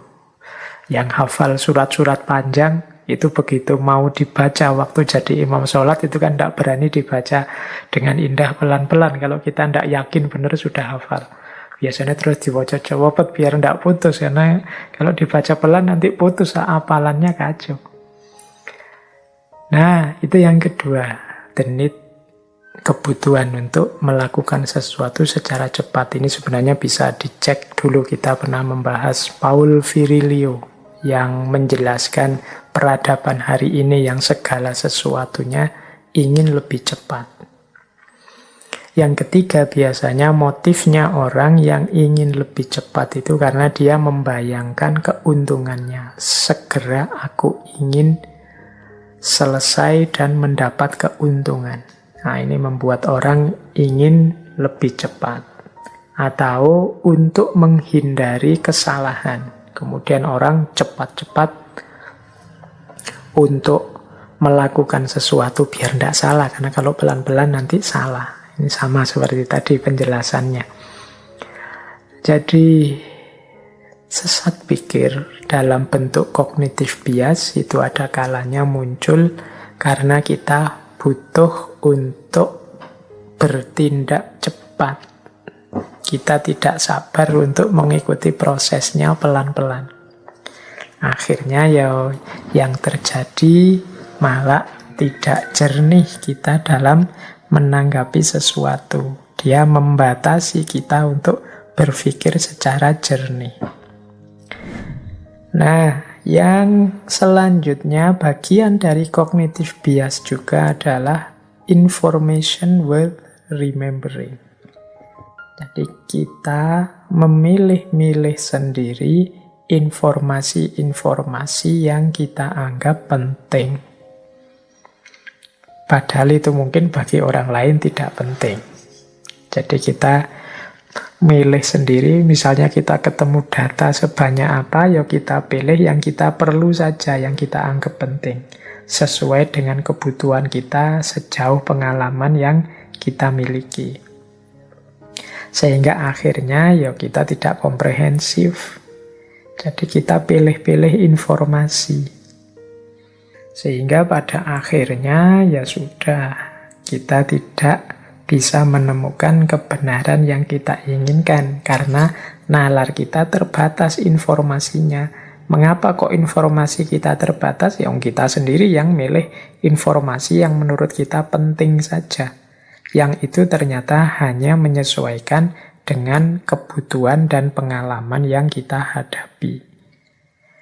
Jadi teman-teman, ternyata ada banyak hal yang membuat nalar kita itu buntu atau tidak bisa lanjut menemukan yang benar secara jernih. Kalau kita runtut lagi dari awal tadi, ada berbagai aspek yang membuat nalar kita terbatasi. Yang pertama adalah posisi akal yang ternyata dia tidak nomor satu, tapi dia berposisi hanya sebagai sarana dan alat dari kepentingan-kepentingan variabel-variabel hidup yang lain seperti hasrat, ambisi, naluri, nurani, selera, dan lain sebagainya. Jadi dia dibatasi oleh orientasi hidup, emosi hidup, ambisi seseorang. Ini yang pertama. Jadi menunjukkan batas secara fungsional. Kemudian yang kedua, standar-standar. Ini yang kedua, ini sebenarnya yang paling sering terjadi. Bagaimana manusia membuat standar-standar sendiri yang membatasi nalar. Baik itu di level etik, sosial, susila, budaya, maupun politik. Ini saya tidak, seperti saya bilang tadi ya, ini tidak saya menyebut itu negatif atau tidak. Ya karena memang manusia itu secara sosial membutuhkan ideal-ideal yang ingin dia wujudkan. Yang kadang-kadang ideal ini harus bisa dipenuhi dengan cara membatasi kebebasan berpikir yang seluas-luasnya. Ini harus dibaca situasional, meskipun ada juga situasi yang memang sepenuhnya membatasi kebebasan moral dengan standar-standar egois untuk kepentingan kelompok tertentu atau orang tertentu. Ini bisa luas kalau kita bahas. Kemudian batas nalar juga adalah kondisi biologis dan psikologis alamiah kita. Ada orang-orang tertentu yang luar biasa IQ, EQ, SQ-nya, ada yang biasa saja, bahkan ada yang bermasalah dan lain sebagainya. Itu juga menjadi blok, menjadi batas bagi kemampuan berpikir. Kemudian secara operatif, kemampuan berpikir kita juga dibatasi tadi ya oleh keluasan informasi kita dan pengalaman kita. Jadi ya kalau tidak banyak data, ya tidak luas improvisasi kita. Terus agama juga membatasi dengan segala variasinya. Mungkin istilahnya pasnya wawasan-wawasan yang sifatnya metafisik, yang itu banyak ada pada agama. Karena nalar, reason itu sendiri, cara berpikirnya banyak bergantung pada data-data yang sifatnya empiris atau pengalaman. Nah, setelah itu batas-batas banyak kita temukan dalam aspek internal. Jadi mekanisme kerjanya akal kita sendiri yang sering tersesat, baik karena idola-idola dalam berpikir maupun karena adanya logical fallacy dan cognitive bias. Ya dengan uraian tadi, khusus untuk yang internal dan khusus yang aspek internal ini mungkin itu tadi hanya sekedar ilustrasi saja. Teman-teman detailnya silahkan di antara lain ya buka buku yang saya tulis itu, Ihwal Sesat Fikir dan Cacat Logika. Jadi silahkan kalau ada yang ingin lebih dalam. Meskipun buku itu sebenarnya juga masih kurang lengkap, masih sangat banyak logical fallacy dan cognitive bias yang bisa dijelaskan di sana.